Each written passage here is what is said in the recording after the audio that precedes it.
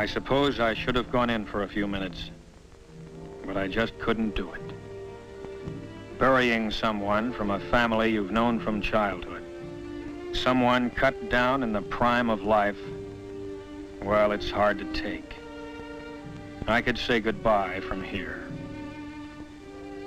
Besides, I could do more good out on the road. I could keep trying to prevent other people from killing themselves in their cars and bringing to other families, like the Dixons in there, that heartbreak that never quite heals. It was hard to believe that just a few days before, the Dixon family had been as happy and contented a group of people as you'd find anywhere. Frank Jr. had just come home from college to give his dad a little help on the farm for the summer.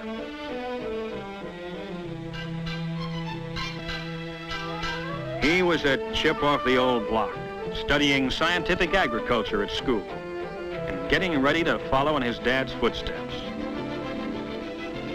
Frank's girl, Betty Hutchins, had been waiting for him, of course. Everyone knew they'd be getting married before too long. Mr. Dixon's new tractor had just arrived down at the Union Pacific freight station, and they all went down to inspect it. Frank's kid brother, Alan, had just taken his driving test a week before. Alan sure wanted to drive his dad's new tractor, but until he actually received the license, Dad Dixon wasn't letting him on the highway, not even on a tractor.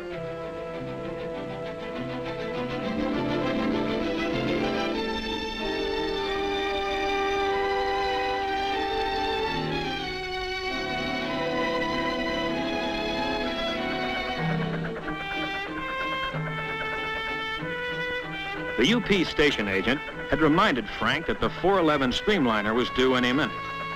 And of course, with Betty there, he wasn't taking chances anyway. If everyone was that careful all the time, well, a lot of people in the cemeteries would be alive today. It was the next Monday that Alan Dixon's first driver's license arrived in a noon mail delivery. Boy, was he proud of that license. He couldn't wait to show it to his brother.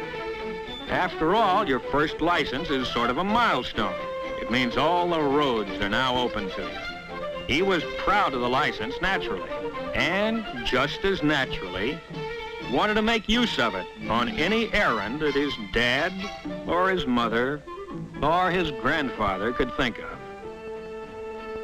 The only trouble was, I had to choose that moment to drive in and spoil things. Of course, when you've known a family as long as I'd known the Dixons, they don't treat you as a cop, but as a friend. Well, thanks, Miss Dixon. Looks like you're going to have another Dixon to worry about, Hal. Alan got his driver's license. Oh, is that right? Well, let me see it, would you? You bet.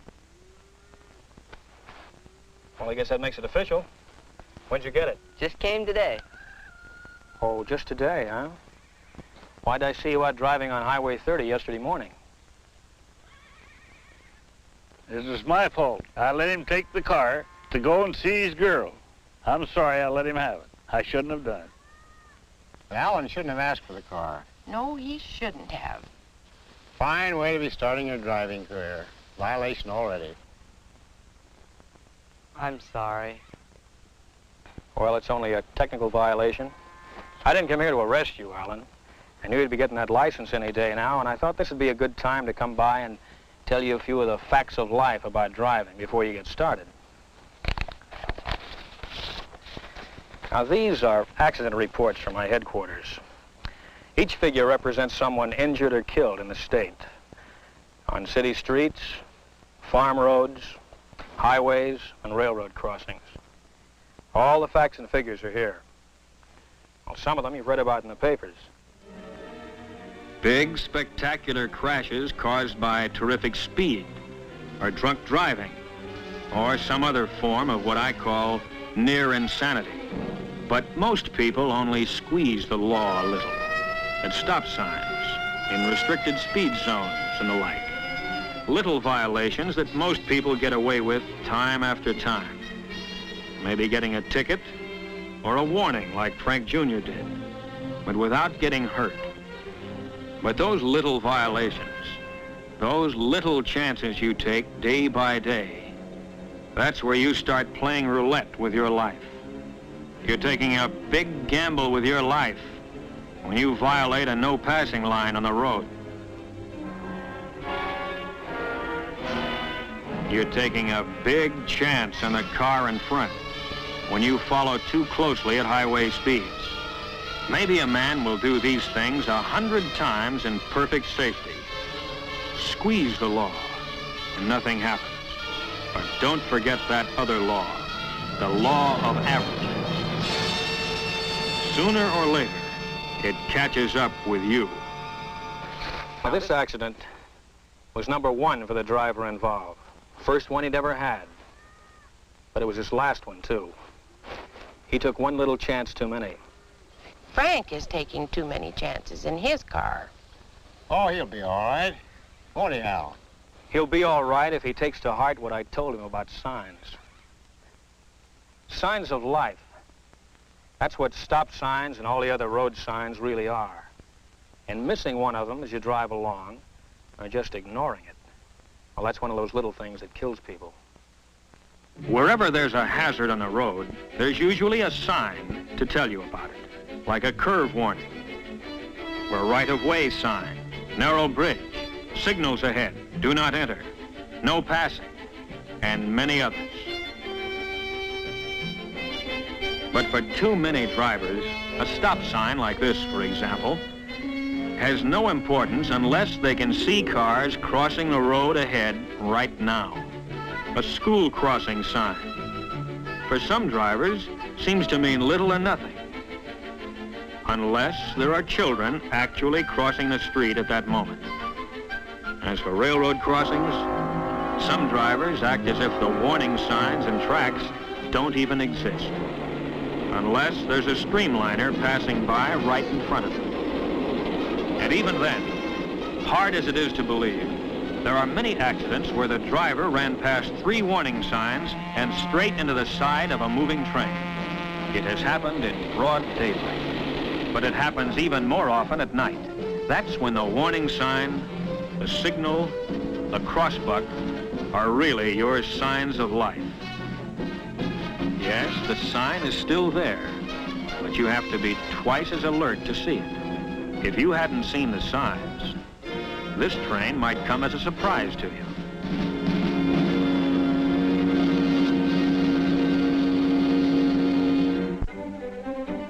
Traffic signs and signals that are so easy to see in the daylight become easier to miss as the sun goes down.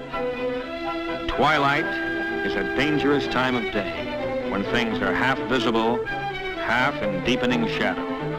Main Street at night becomes a maze of lights and neon signs, all competing with one another to catch your eye. But where's the traffic signal? Oh, there it is, almost lost against the other lights beyond.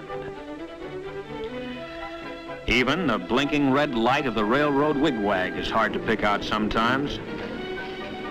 But night or day, these are your signs of life, whose purpose is to keep you alive. It's a strange thing, but some people actually resent traffic signs and traffic laws. How come? Cramps their style. They figure rules are for the other fellow, not for good drivers like themselves. Here's one like that. Robert Bainbridge. Bainbridge? From Meridian High? Yeah. Oh, I know him. I ran against him on the track team.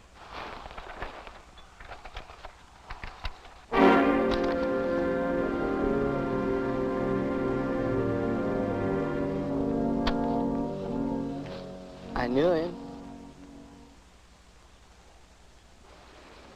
I'm sorry, dear.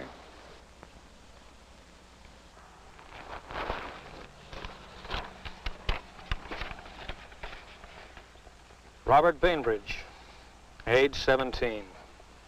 Occupation, student. Place of accident, Lone Tree Road near Meridian. Date, June 2nd. Time, 4:17. Weather clear and dry.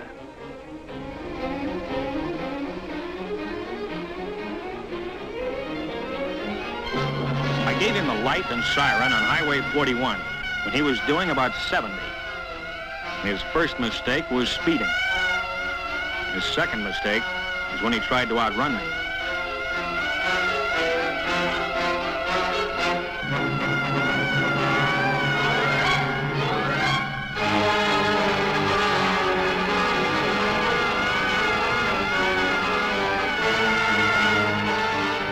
Then he turned off into Lone Tree Road. That was his third mistake. I didn't chase him on that gravel road. I didn't want him to keep up that speed on such a treacherous footing. I just followed along without the flasher or siren, hoping he'd realize what he was doing before it was too late.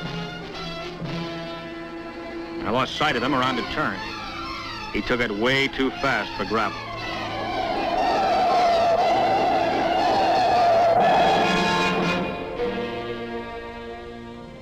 When I rounded the turn, the road ahead was empty. I knew what had happened even before I found the car. Of course, the boy had tried to stop when he felt his car going out of control, but he never had a chance.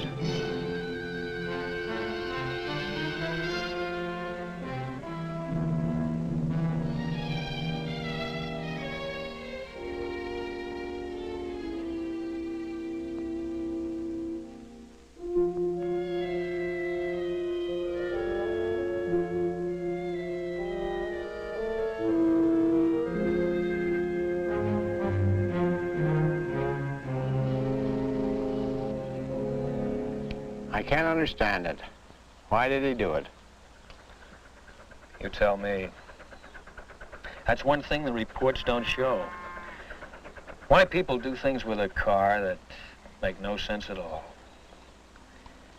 Well, I guess a young fellow in a car figures he's quick enough to save himself. Quick enough? If a human body could match a machine. When you get to be my age, you slow down. Well, you can remember the old days, can't you, Mr. Dixon? Yep. When a tandem bicycle wasn't just a showpiece for an old-timers' day celebration, but a real, honest-to-goodness means of transportation. Sometimes we forget that there are plenty of people on our highways today who grew up in that horse and buggy age. Those narrow, two-lane country roads that used to be so quiet, peaceful, are now several lanes of high-speed traffic. Roads that used to wind gently around the hills now slice through mountains with nothing to slow you down. And many a rail crossing that stopped you in the old days is now a high-speed underpass or overpass. Everything in the world of transportation has improved. Everything except the drivers. We still have to use the same old equipment. Our eyes and ears and reflexes. They haven't improved a bit. No, they haven't. When I was a kid, I run 100 yards in 11 seconds. Yeah, he used to run me down in about 3 jumps. No, Gaff? 11.5. That's faster than I ever ran it in. Well, point is, Alan, you have to face a much greater danger on the road than your grandfather did, with no better equipment. No better personal equipment, that is. Oh, the highways and the cars are better and faster, of course, and that's where the danger is. Yes, danger. Even with sensible, safe-driving people on a highway as smooth as silk, with no traffic lights and no intersections to worry about. You might wonder, where is the danger we keep talking about? Well, here's one danger: fatigue. On long trips, fatigue is a big hazard. You should stop at least once every hour. Get out, stretch your legs, get those cobwebs out of your head. Weariness slows down your reactions, and at 60 miles an hour or better, you can't afford it.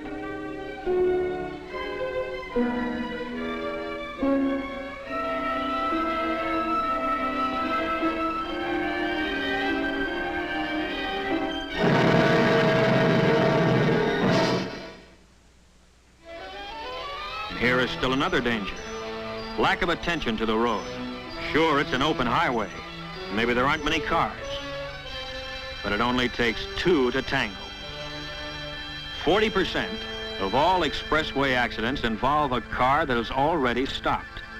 On the road, part way on, or not far enough off. This is an invitation to disaster.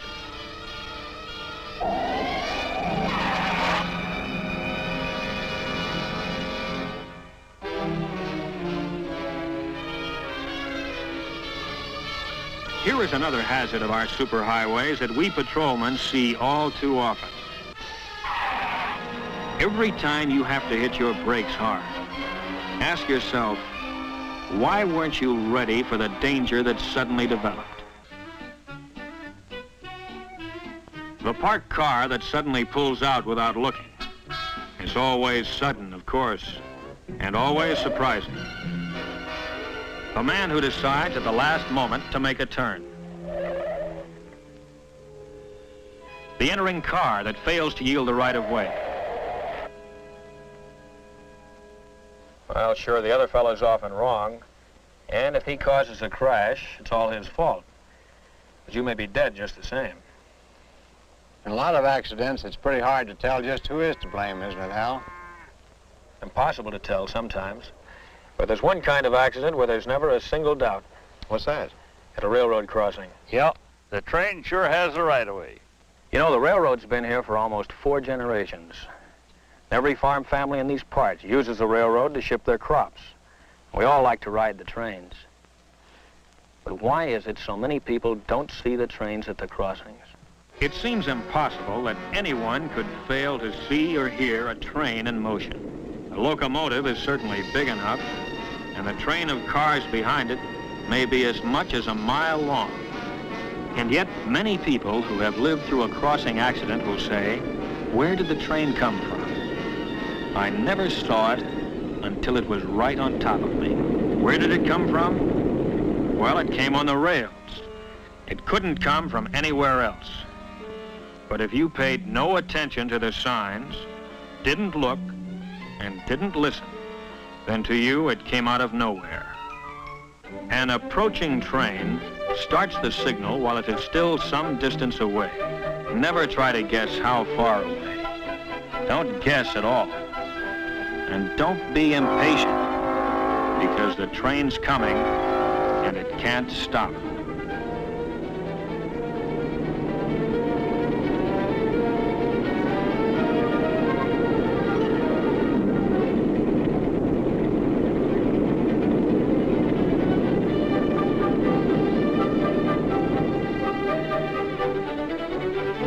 Any signal in action means that a condition of fatal danger exists at this moment, at this crossing.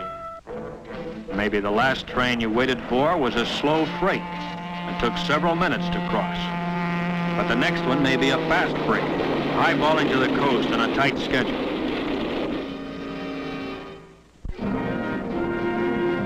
Remember that many freight trains today are faster than passenger trains of 15 years ago. Many crossings have more than one set of tracks, each one a separate hazard. When you cross, make sure all tracks are clear. Yes, don't let a double track double-cross you. Stop, look, and listen, the crossbuck says. All right, let's listen. As this train approaches, let's see how close it comes before we hear it.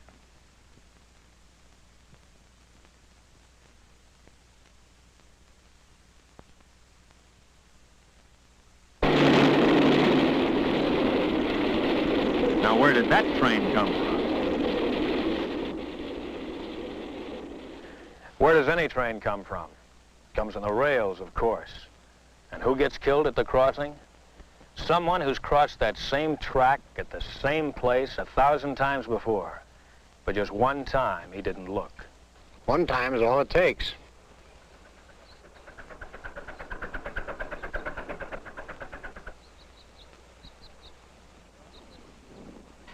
Please speak to Frank about his driving. It worries me. Okay, I will. I'll do it tonight.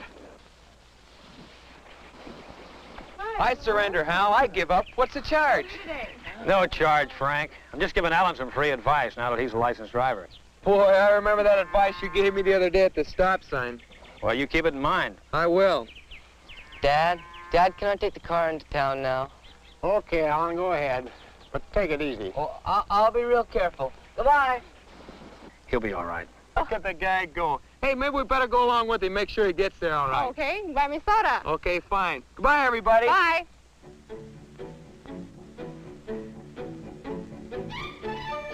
So, there went Alan with his new driver's license, and Frank and Betty right behind, on as nice a summer day as you could wish for.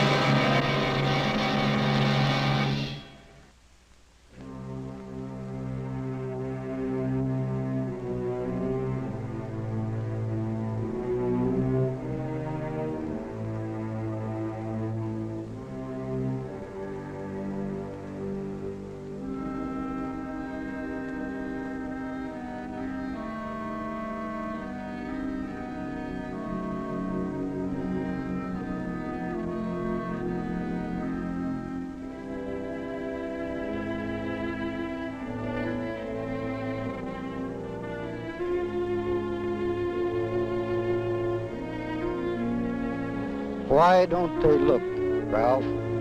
Tell me. Why don't they look?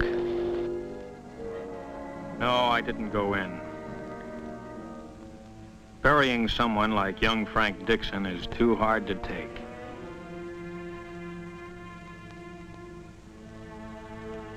My place was out on the road.